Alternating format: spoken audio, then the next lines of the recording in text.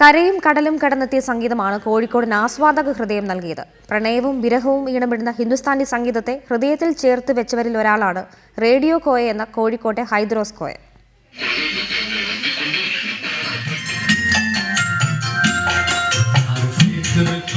എഴുപതുകളിൽ radio സിലോണിലൂടെ Hindustani സംഗീതം ഒഴുകിയെത്തിയ കാലം. ആ സംഗീതമാണ് ഹൈദ്രോസ് കോയയെ റേഡിയോ മെക്കാനിക്കാക്കിയത്, റേഡിയോ കോയയാക്കിയതും. സിലോൺ റേഡിയോയിൽ മുഹമ്മദ് റഫീൻ്റെ പാട്ട് കേൾക്കാനാണ് ഈ റേഡിയോകളൊക്കെ റേഡിയോ മെക്കാനിക്കായത്.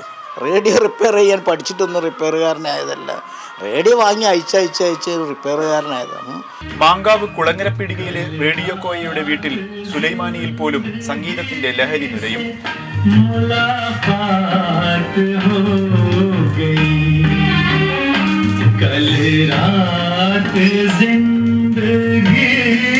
പ്രണയവും വിരഹവും ഇഴചേർന്ന റഫിയുടെ ഗാനങ്ങൾ, കുയിൽനാദമായി ലത, വിഷാദിയായ തലത് മെഹമൂദ്, മുകേഷ്, മന്നാടെ.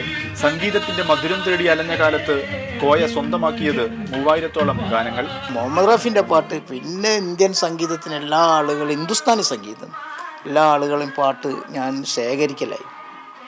അതിൽ റഫി സാബിൻ്റെ LP റെക്കോർഡിൻ്റെ ഫിലിം റെക്കോർഡടക്കം 3000-ഓളം LP റെക്കോർഡ് എൻ്റെ കയ്യിലുണ്ട്.